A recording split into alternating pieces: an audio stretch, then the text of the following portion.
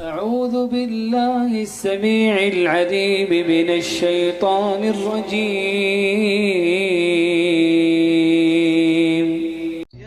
بسم الله والحمد لله والصلاة والسلام على رسول الله وعلى آله وصحبه ومن والاه. Assalamu alaikum wa rahmatullahi wa barakatuh. Cette vidéo aura pour titre: Pourquoi le dernier prophète d'Allah était-il arabe? Il y a une explication à cela. Il y a une explication du fait que le prophète Mohammed alayhi salatu wassalam ne pouvait venir que d'une tribu arabe. On va essayer de voir tous les éléments qui appuient cela. Pour cela, il faut revenir à l'époque de Isa alayhi salam, je dirais même plus un peu avant, où les Banu Israël ont reçu des prophètes venant d'Allah et les ont rejetés. Ils les ont rejetés prétextant que ces prophètes ne descendaient pas de la même tribu qu'eux, que ce n'étaient pas des Banu Israël, autrement dit en français des enfants d'Israël.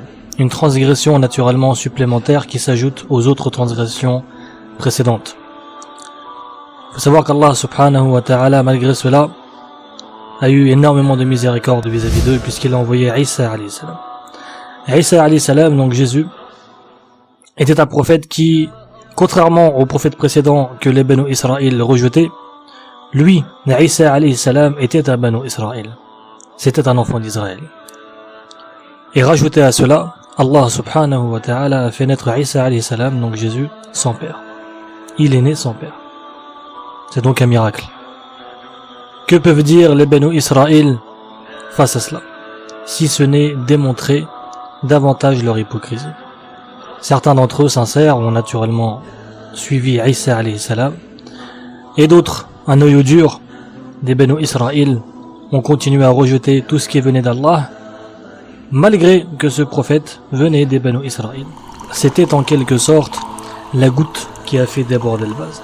À partir de ce moment-là, le pacte qui a lié les enfants d'Israël à Allah subhanahu wa ta'ala a été brisé suite à cette nouvelle transgression.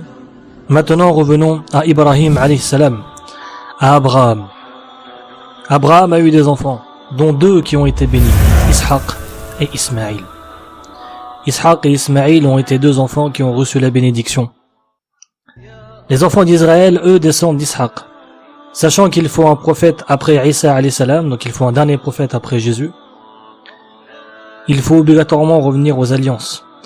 La plupart des prophètes ont été descendus des enfants d'Israël, donc de l'alliance concernant Ishaq, concernant Isaac. Cependant, cette alliance brisée pour la raison pour laquelle je vous ai évoqué juste avant, il reste un seul pacte. Le pacte d'Ismaël, le pacte d'Ismaël, qui descend d'Ismaël, les tribus arabes. De ce fait, le dernier prophète ne pouvait être qu'un arabe. Barakallahu fikum. Wassalamu alaikum wa rahmatullahi wa barakatuh.